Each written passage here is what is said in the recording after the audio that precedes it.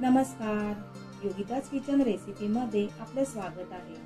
आज आपण प्रसादाचा शिरा बनवणार आहोत। सत्यनारायण पूजेचा प्रसादाचा शिरा सव्वाच्या प्रमाणात केला जातो, म्हणजे सव्वा वाटी, सव्वा किलो अशा प्रमाणात। तर आपण इथे सव्वा वाटीच्या प्रमाणात करणार आहोत।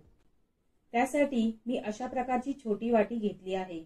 या वाटीच्या सव्वाच्या प्रमाणात सव्वा वाटी रवा, सव्वा वाटी साखर, सव्वा वाटी पाणी आणि सव्वा वाटी दूध मिक्स करून पातेल्यात घेतला आहे। तसेच एक केळं काप करून घेतलं आहे। सव्वा वाटी तूप, अर्धा चमचा वेलची पावडर आणि काजू बदाम आणि मनुके प्रत्येकी 6 घेतले आहेत। सर्वात प्रथम दुधाचे पातेले गॅसवर गरम करण्यास ठेवूया। आता पुढील कृती करण्यासाठी मंद आचेवर पॅन गरम करायला ठेवूया। त्यामध्ये तूप घालूया।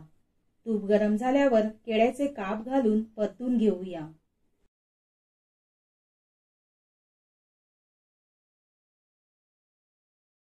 केळं छान परतून झाल्यावर रवा घालायचा आहे।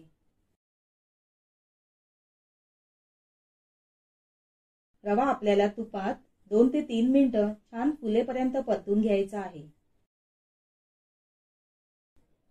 केळं तुपामध्ये व्यवस्थित चमच्याने स्मॅश करून घ्यायचं आहे। त्यामुळे केळ्याचे छान फ्लेवर शिऱ्यामध्ये उतरतो। तसेच केळं काळं पडत नाही। तर रवा छान भाजून झाला आहे। त्यामध्ये आता आपण उकळतं दूध घालूया।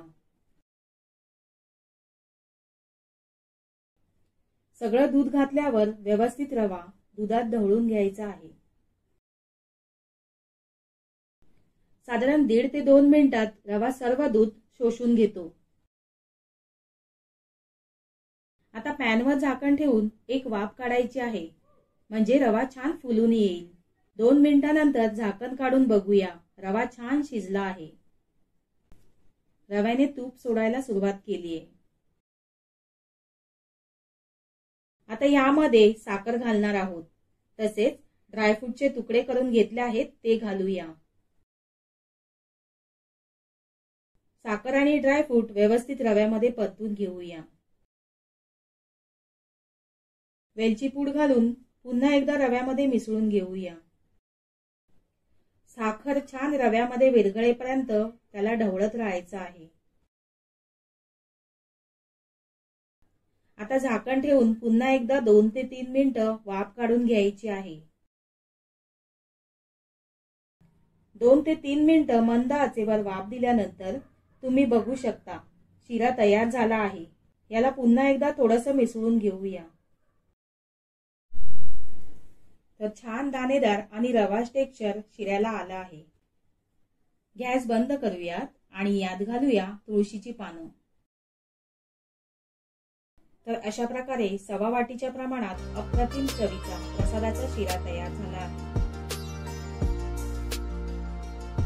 प्रसादाचा शिरा तुम्हाला आवडला असेल तर कमेंट करा, व्हिडिओला लाईक करा आणि चॅनलला सबस्क्राईब करा। धन्यवाद।